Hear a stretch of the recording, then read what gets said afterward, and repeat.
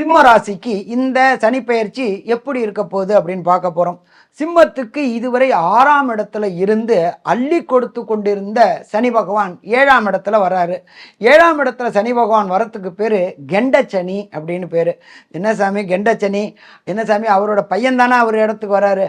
ஆனால் எப்பொழுதுமே ஜோதிட சாஸ்திரத்துப்படி சிம்மம் அப்படின்றது சூரியன், சனி பகவான் அவருடைய புதல்வன்.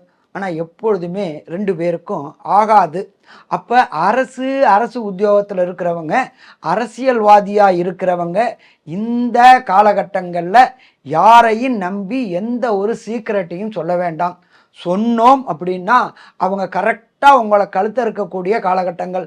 நீங்கள் சொன்னதை வச்சே உங்களை போட்டு வாங்கி உங்களை சிக்கலில் மாட்டி விடக்கூடிய காலகட்டங்கள். அப்போ அரசியல்வாதிகள் மற்றும் அரசு ஊழியர்கள் மிக மிக எச்சரிக்கையாக இருக்கக்கூடிய காலகட்டங்கள்.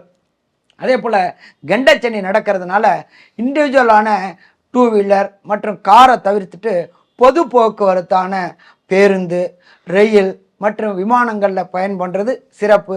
நீண்ட தூரம் கார் பயணம், நீண்ட தூரம் 2 வீலர் பயணம் இதெல்லாம் தவிர்ப்பது மிக மிக சிறந்ததாக இருக்கும்.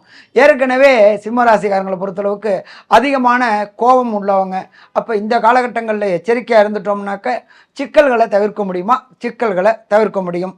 சரி, இவங்களுக்கு தசாபுத்தி நல்லா இல்லை அப்படின்னு சொன்னாக்க இவங்க சரண்டர் ஆக வேண்டிய இடம் அப்படின்றது எம்பெருமான் சனீஸ்வர பகவான்.